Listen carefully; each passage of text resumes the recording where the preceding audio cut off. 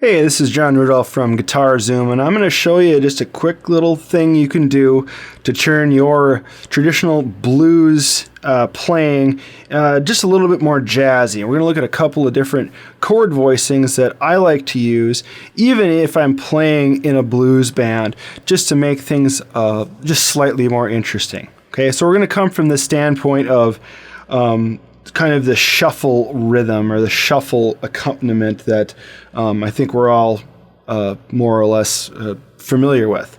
Okay, so our bass, we're going to be in the key of C here, and we're going to play a C chord, shuffle F, and then G.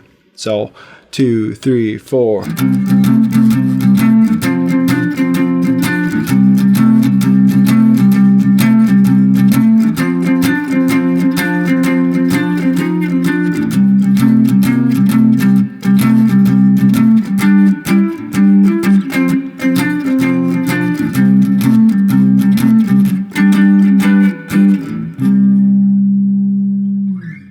We're all familiar with that, I'm guessing. If not, you just haven't listened to very much Chuck Berry. So what can we do to that to make it a little more jazzy? Now, I'm not going to go into what that, I suppose that's relative. Everyone thinks of jazzy as one thing or the other. Okay, most of us think of it as something that's incredibly complicated in music they're really, really afraid to even deal with. I'm going to show you that there's a couple of things you can do, a couple of simple chord changes, or changes to our chords that make your changes pop a little bit. All right. So these chords that we just played, or I just played for you, are really based on this power chord idea, right? Which we hear in everything from Zeppelin to the Ramones to, modern stadium country or whatever you want to call it. Okay, very basic, very stable sounding, but albeit can get a little boring. I've played in blues bands before where we kind of play the same thing over and over again. If you've ever been to a blues festival, you know what I mean. So we're going to branch out a little bit here, get away from these basic shuffle rhythms and make the harmony just a touch more delicate and hopefully much more interesting. Okay, so we're going to first change our C chord into a C7 chord. There's a kind of a cool way, or a couple cool things we can do with this.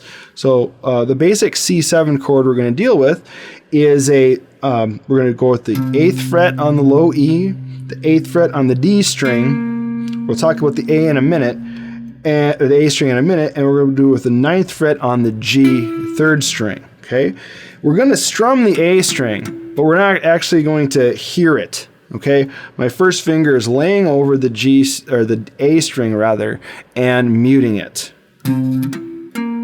So if I go one string at a time, I'm muting that A string. Okay, so and I'm only going to strum these 4 strings here. Okay. Okay.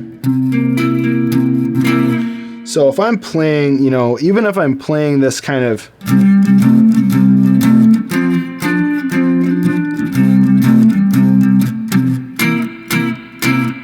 I might throw that chord in just for something different.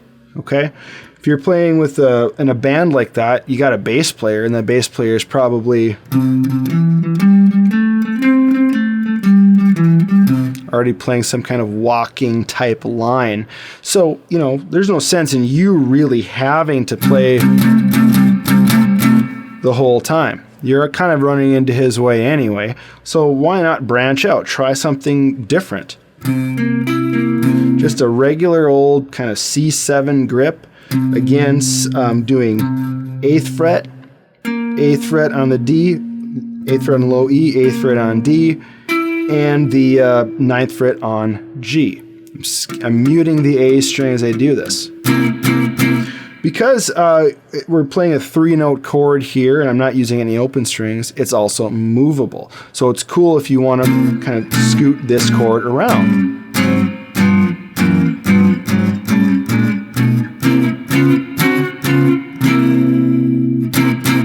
It's a good way to practice that as well. Try to just see if you can keep that kind of chord shape together as you move from fret to fret.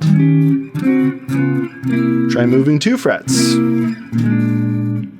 or a whole step, as some call it.